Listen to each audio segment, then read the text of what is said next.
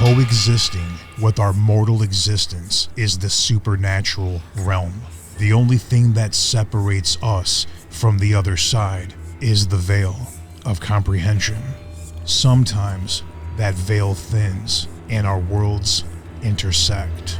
These are the terrifying and ghastly encounters from those who lived through them. These are their haunted confessions.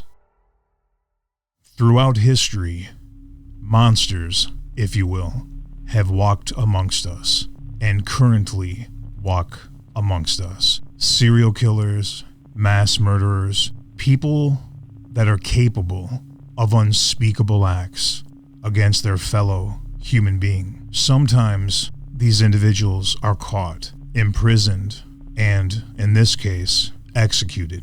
But when they pass, where does that energy go? That dark soul? Like all humans, these individuals will eventually pass to the other side. Sometimes those souls, that energy, will stay around and will affect the living.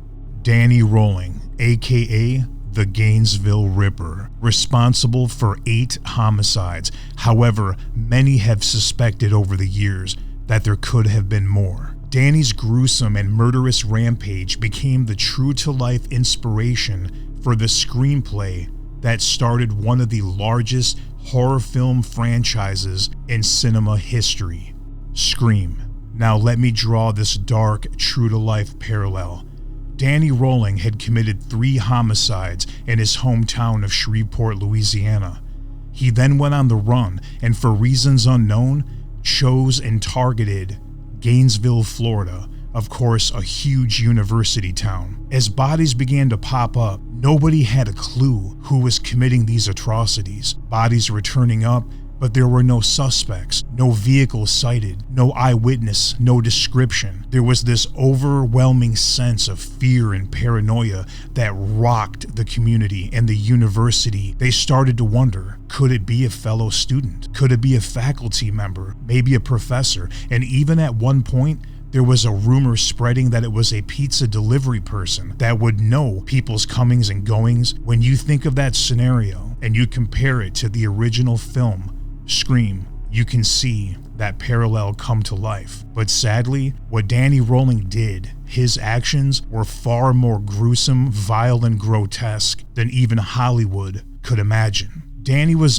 ultimately convicted and executed for his crimes. Danny Rolling had gone to his death claiming that he was under some type of demonic influence or demonic possession, and that this was the true reason for his heinous deeds. Now, Danny didn't just say that upon being apprehended. He was saying this all along. How do we know? Because Danny Rolling was keeping a journal the entire time he was committing these heinous deeds, even recording several audio cassettes where he would just rant and rave about some type of deity, some type of creature, some type of animal.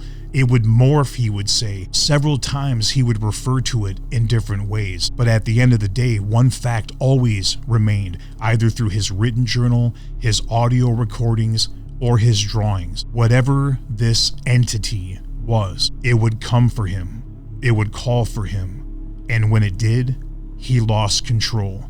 He couldn't stop or resist the compulsion to do these disgusting things, even to the point where Danny had a name for said being. Even after his execution, many people believed his evil presence was still tangible in our mortal reality. I personally had the opportunity to investigate this case from a paranormal standpoint with my partner, world-renowned psychic medium Cindy Keza. Now, I'm not going to go into the details about what happened during our investigation. However, you can see that documentary right now only on Discovery Plus. The title, Scream, The True Story. I can say without any hesitation, this case is one of the most prolific and terrifying investigations I had ever conducted or participated in. I urge you, once again, to watch Scream, The True Story on Discovery Plus. Now, that being said, I'm about to introduce to you Sheila Jackson. Sheila Jackson purchased the childhood home of the Gainesville Ripper, Danny Rolling.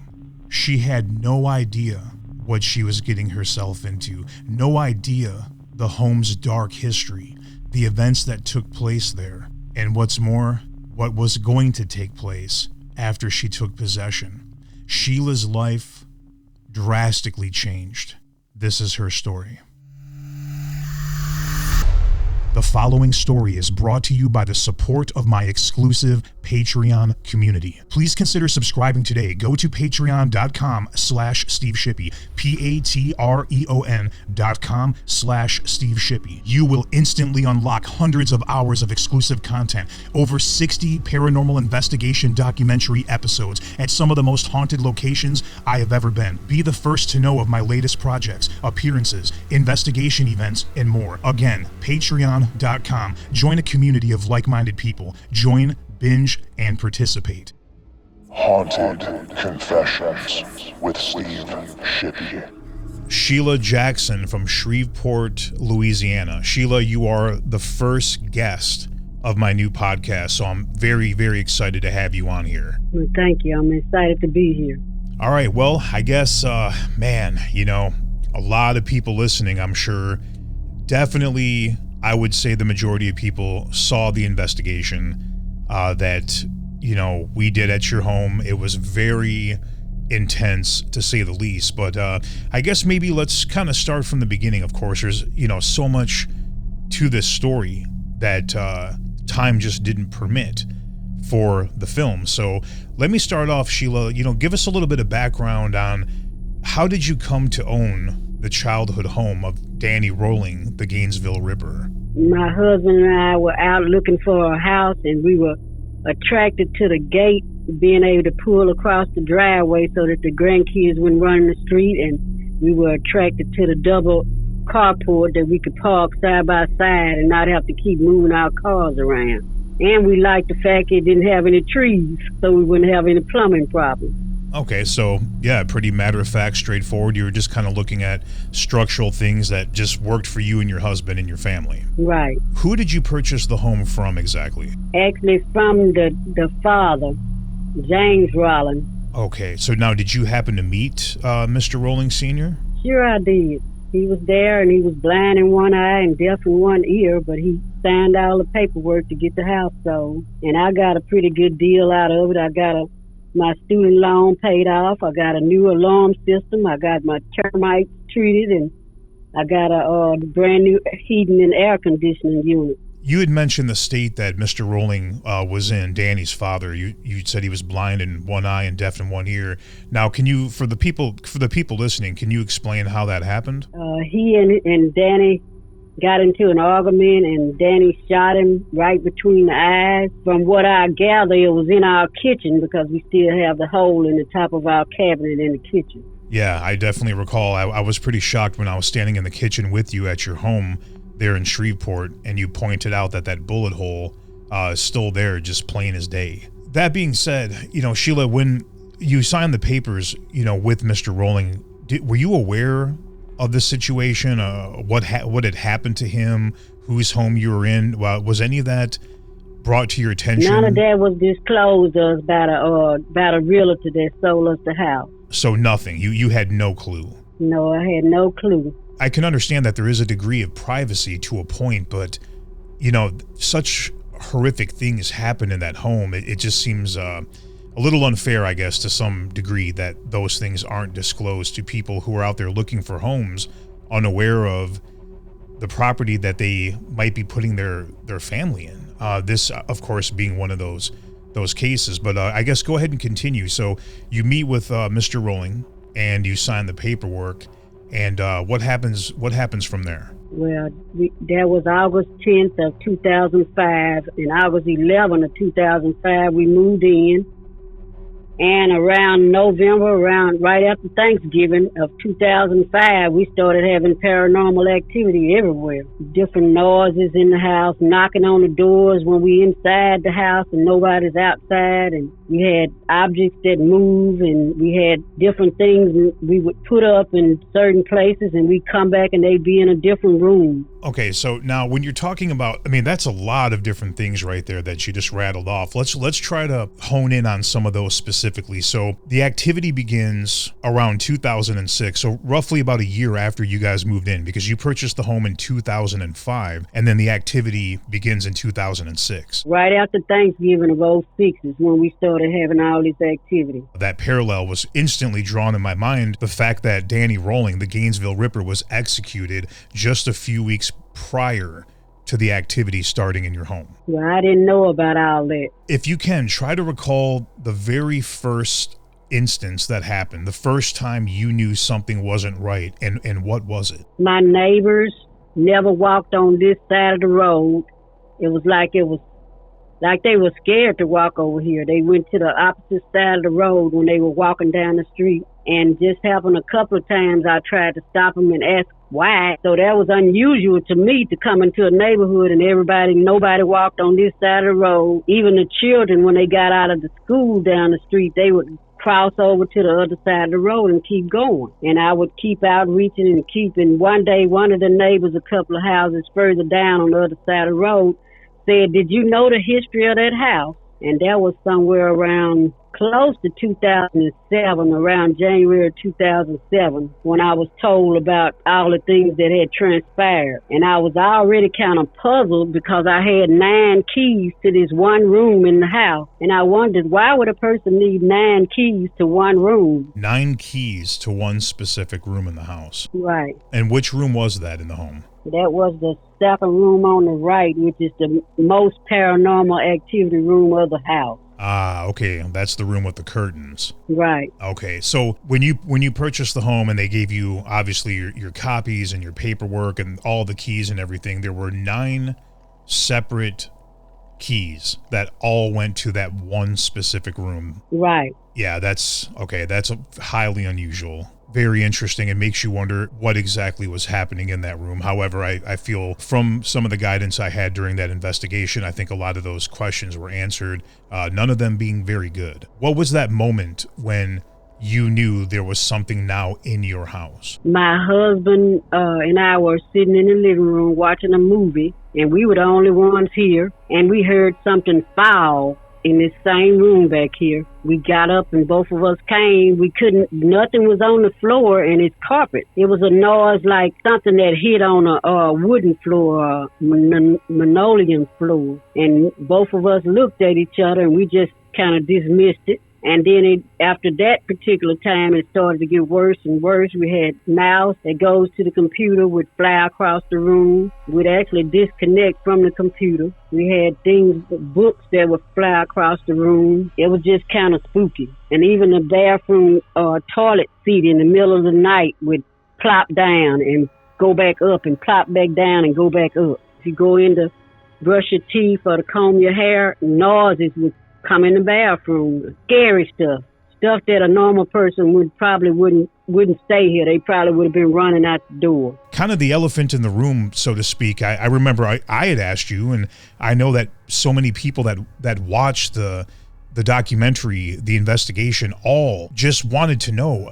how did you guys stay there, and why did you stay there? Why did we stay here? Because we couldn't afford to go anywhere else. Hats off to you, Sheila, and your family for, having the ability, I guess, to live through those moments. And I guess let's get back to those moments. So now things are excelling to the point where dishes are being thrown around, objects are being broken, and it starts to go from material things being harmed, so to speak, to physical abuse and attacks on you and your husband. Tell me when that started and what type of things were happening. I started feel like somebody was scratching me with a knife in my back and then stabbing me in the rib cage on both sides of my ribs in the back. My husband started if we would be together, he would say that I tried to cut off his nipples. And he would say, you tried to cut off my nipples.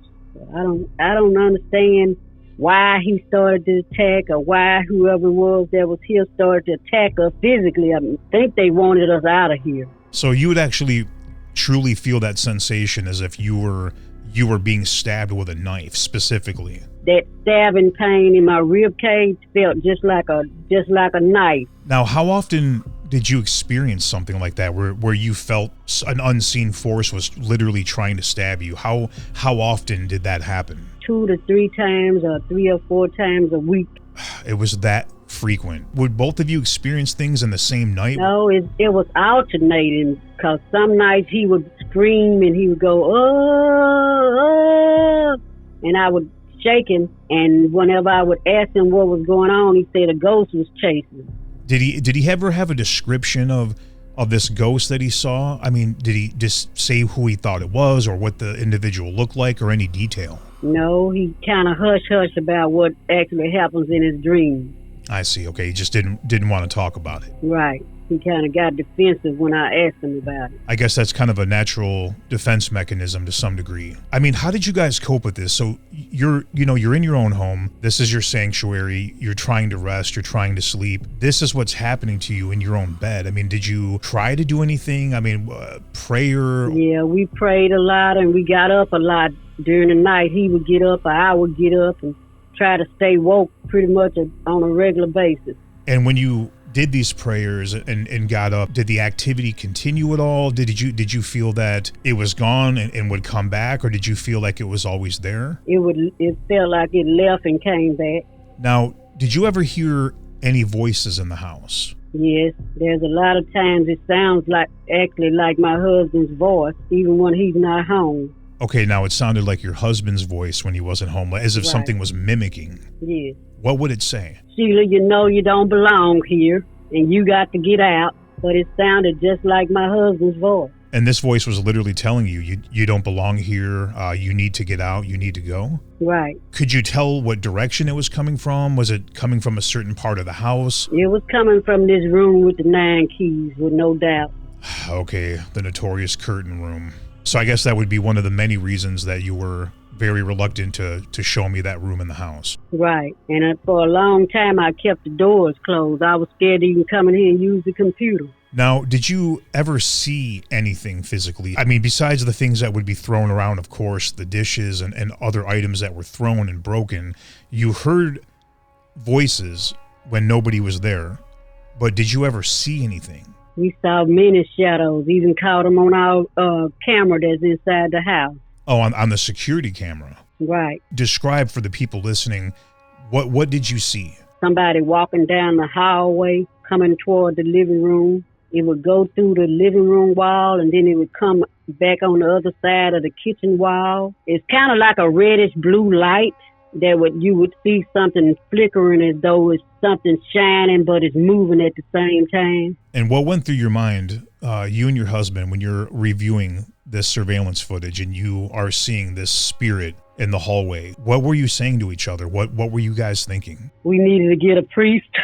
We needed to get somebody very religious to help us. Once you knew this was happening and you guys were under, to me, what is clearly under attack, did you try to go to anybody? No, I didn't go to anybody because I didn't want anybody saying I was crazy. And he pretty much kind of kept quiet about what was going on. And he said, don't tell anybody. But it got worse and worse and worse and worse. Now, when you say things got, worse than what you had already described, tell me how it got worse. Things like my husband stopped at the coffee shop to get a cup of coffee, and he'd drive all the way to work and wouldn't remember driving to work. He's at work on the parking lot and no recollection of how he got there. Okay, so he literally was experiencing time loss. Right. And I was having some of the same issues. I could start out and have a list of what I'm going to do that day, and by the end of that day, I may have one thing done and can't explain what happened to all the time. And I wouldn't even remember sometime what I had to eat. We started spending less and less time at the house and started looking for things to do outside of the home, and it pretty much was kind of a ghost house when nobody was here a lot. We didn't want to be here. And when you weren't home, did you feel better? Did you still have the loss of time, or did it only affect you when you were at home? Only affected us when we were at home. I'm going to go out on a limb here and assume that many other people had to have witnessed some of this phenomenon? I have a great-grandson. He's 3 years old now, and when he would come with me and stay and I would babysit him, he would go to that room and he would point and say, "Ghost, this grandmama's house. You got to go." And pretty much he's the main person that would see it every time it would be here. Even before the noises would come, he would go to talking. "I see you, Ghost. I told you my grandmother pays the note on this house. You got to go." And this is a 3-year-old was saying that. And at the time, for some reason, whenever he would see it, I would never see it or hear it. Did the spirit ever retaliate against him or? Well, there was times when he said he didn't fall on his own. Okay, tell me about that. He'd be walking down the hallway or into the kitchen and it looked like somebody just knocked his legs from under him. And he would say, "I didn't fall on my own." I mean, did it get to the point where he didn't want to be there anymore? Yes, it did. It sure did. That was very hard for me. Can you tell me what it's like being in this situation? You're in a home with these things happening. It's affecting you in every way possible. You can't leave, unfortunately. What's it like? Like being buried while you're still alive. All right, now why do you use that analogy?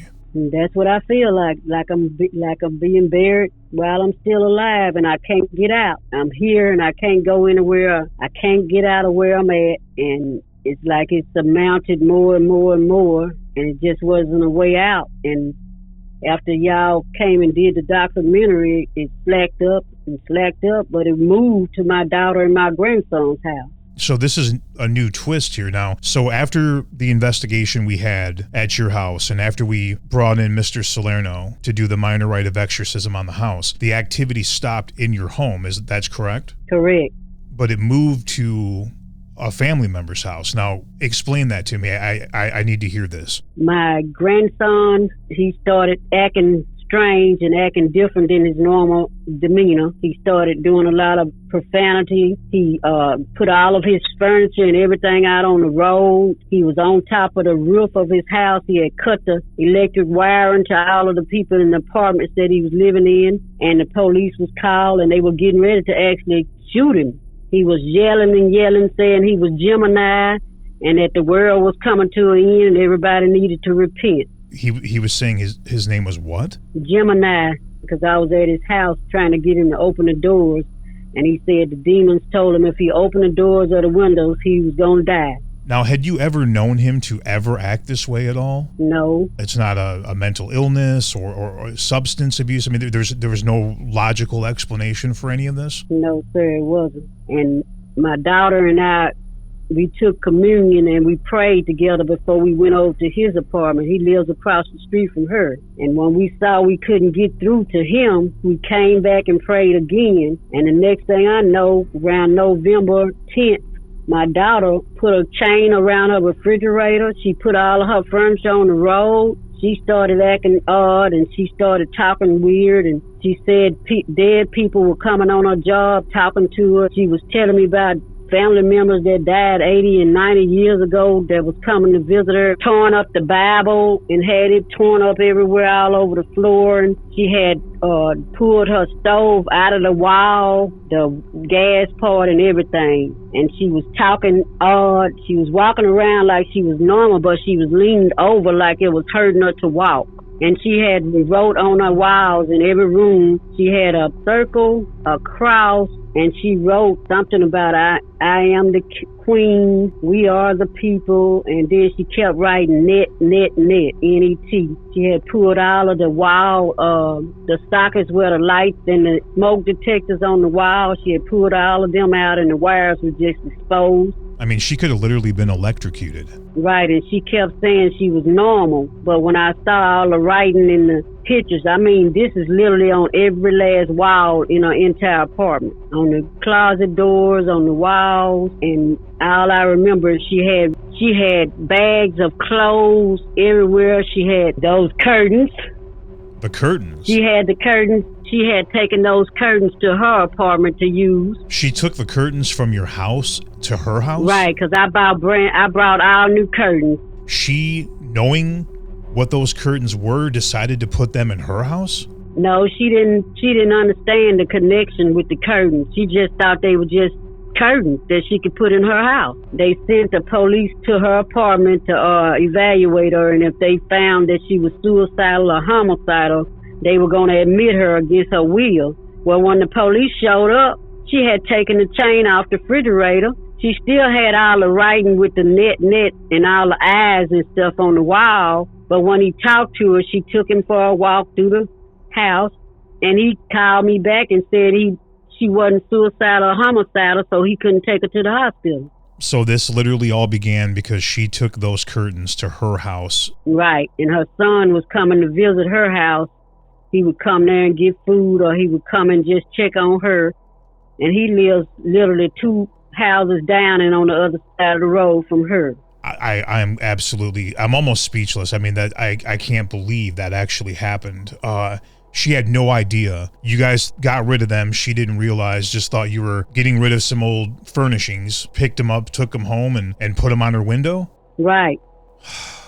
What went through your mind when you realized that she had done that? Obviously you didn't know. Of course you would have stopped her. Well, I didn't know, and then she came to the house one day, and she was dressed different, talking different, and she was asking me questions about family members that had died years ago, and she was asking me a lot of questions, and my husband noticed something wasn't right about her, and she left that day saying she was going to the graveyard off Linwood, where most of our family members live. And then when she told me she had talked with a psychic, and the psychic told her she couldn't help her. She told her there was something dark and sinister going on, and she couldn't help her. So she wanted to know, how could I help her? Running around and seeing dead people and hearing dead people, and she was saying that the demons were telling her to put things on the road, and she was losing time too. She can't even tell me how she got to Arlington without the van. How is she doing now? She's doing better. She's back in college, and she's supposed to graduate the end of May of 2022. This was extremely intense. I mean, what you're saying, she's just back at school and as if it never happened? She's doing good on her grades and things. Get a little bit of stress when she had to stay up late to try to get assignments done, but she getting everything passed and getting everything submitted. All right, so I just want to, let me clarify this. So she gets rid of the curtains and all of it stops. Yeah. And I put the curtains in a bag and brought them back here. And then I started having popping noises and people knocking on the door in the same little famous room. Definitely don't like hearing that they made their way back to the house. But then, so they get back to the house, now you're having activity again. Right. Well, not really hostile activity. I have knocking on the door in the room with the 9 keys from the inside. Even if the door is open, there's knocking from the inside of this door. I truly think these curtains need to go somewhere where somebody will know exactly how to handle it, because we know what it did in your home. And then it goes to your daughter's house. We saw what it did to her, how it affected her son. And now it's back there, and almost immediately it's starting to begin again. And if it's not disposed of properly, it's going to continue and, potentially go to another family. I don't want it to go to anybody else. I want nobody to have this problem. Hindsight, I guess, which is always 2020. Knowing everything you know now, and forgive this for being maybe a ridiculous question, but knowing everything you know now, would you have made the decision to purchase that home? No, I wouldn't have. I just had to ask because you seem, well, you are an extremely strong person. I gathered that from you right away. You rely heavily on your faith, and you fought your way through this entire situation. From everything we've talked about, most people would have ran off, even if they couldn't afford to go anywhere else. I think a good majority of the people would have been happy living in the street before living in circumstances like that. But you and your family, you stuck it out. Right. I tried to make the image of the Rollins family become a positive image for the neighborhood, and I started to outreach to the neighbors, and I became a community renewal Haven House leader and connected the neighbors and learned everybody's name, and we started to have block parties and different things to change the image of the house. Okay, so you literally went to that length to try to remove that scar, that residual energy, I guess, left behind by the Rawling name. You worked that hard to try to turn that around. Yeah. Did you have any doubt that you were dealing with the spirit or the energy of Danny Rolling? I had no doubt. do you think Danny was alone? Well, I don't know. I'm still trying to figure that one out, but I'm thinking he was alone because whenever he would affect me, he wouldn't affect my husband, and whenever he would affect my husband, he wouldn't affect me. So if it was more than one bad spirit, then we would probably both be affected at the same time. Sheila, let me ask you this. Did you ever find anything in the house or on the property or in the ground, you or your husband? I know that obviously the 9 keys is very bizarre, very strange, but did you ever find anything? Anything at all? Hidden away, tucked away somewhere? There was a hole under the storage shed in the corner, like just a circular hole, like somebody drilled a hole to hide stuff or something. And that storage shed was torn down in 2018 when we had a bad storm, so we have a new storage shed up now. And then there was places in the backyard that we used to suspect and ask, wonder if he buried people back here. He and I would ask each other that. I mean, just hearing you say that, the gravity of that, having to wonder, looking at your significant other and saying, do you think there's any bodies in the yard? But with genuine concern and validation to ask such a thing. But it did cross both of our minds, and we actually said it out loud. How big of a battle was this for you? How did this change Sheila Jackson? Well, the first thing I realized is, yes, ghosts and spirits do exist. I used to think they didn't, and I used to say it all the time, ghosts and spirits, bad spirits don't exist. And this problem has made me a believer. Yes, they do exist, and yes, they do haunt houses. Well, once you have it in your own house, then you understand it. What would you say to people who are experiencing hauntings in their home? Start a group therapy session. Tell as many people as you can, because it does exist, it does happen. Well, Sheila, I can't thank you enough on many levels. Thank you for inviting me into your home and, sharing your story with us. From this point on, I believe that, we will hop off here and definitely get a strategy going to make sure those curtains do not find a new home or a new victim. By all means, you can have those curtains. All right, Sheila, thank you so very much. And let's go ahead and get that wrapped up. Let's get those curtains somewhere safe, and let's keep that house nice and peaceful. I definitely want peace. Haunted Confessions.